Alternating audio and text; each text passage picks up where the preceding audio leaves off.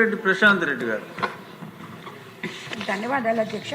అధ్యక్ష, 2021లో వచ్చిన నివార్ తుఫాన్ కారణంగా పెన్నా నదికి వచ్చిన వరదలతో కోవూరు నియోజకవర్గంలోని పెన్నా పొర్లుకట్టలు ధ్వంసమై కోవూరు, బుచ్చిరెడ్డిపాలెం, ఇందుకూరుపేట మండలాల్లోని పోతిరెడ్డిపాలెం, సాల్చింతల, దామరమడుగు, ముదివర్తి, పల్లిపాడు, గంగపట్నం, ముదివర్తిపాలెం, రాజు కాలనీ తదితర గ్రామాల్లో పెద్ద ఎత్తున ఆస్తి నష్టం జరగడం సంభవించింది అధ్యక్ష.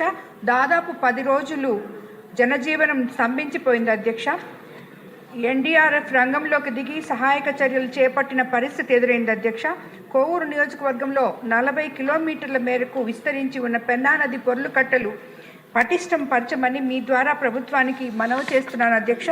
పెన్నా నది పొర్లుకట్టలు గండిపడి ఇందుకూరుపేట మండలంలోని పల్లిపాడు, ముదువర్తి, రాజుపాలెం కాలనీ, రాముడిపాలెము, నిడుముస్లి మరియు విడవలూరు మండలాలు, ఊటుకూరు గ్రామంలో వరద నీరు చుట్టుముట్టడంతో స్థానిక ప్రజలు ప్రాణాలు అరిచేతుల్లో పట్టుకొని సురక్షిత ప్రాంతాలకి తరలించాల్సి వచ్చింది అధ్యక్ష.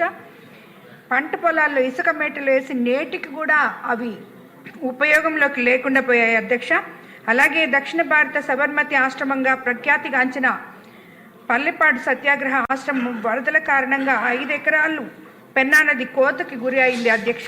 భవిష్యత్తులో పల్లిపాడు వద్ద పెన్నా నది పొర్లుకట్టకు గండి పడితే ఇందుకూరుపేట మండలం మొత్తం వరద తాకిడికి గురై భారీ ఎత్తున ఆస్తి నష్టం జరిగే ఇది ఉంది అధ్యక్ష. రానున్న విపత్తులను దృష్టిలో ఉంచుకొని ఇందుకూరుపేట మండలం పల్లెపాడు వద్ద పెన్నా నదికి ఇరువైపులా ఉన్న పొర్లుకట్టలు పటిష్టపరచాలని మీ ద్వారా ప్రభుత్వానికి విజ్ఞప్తి చేస్తున్నాను అధ్యక్ష.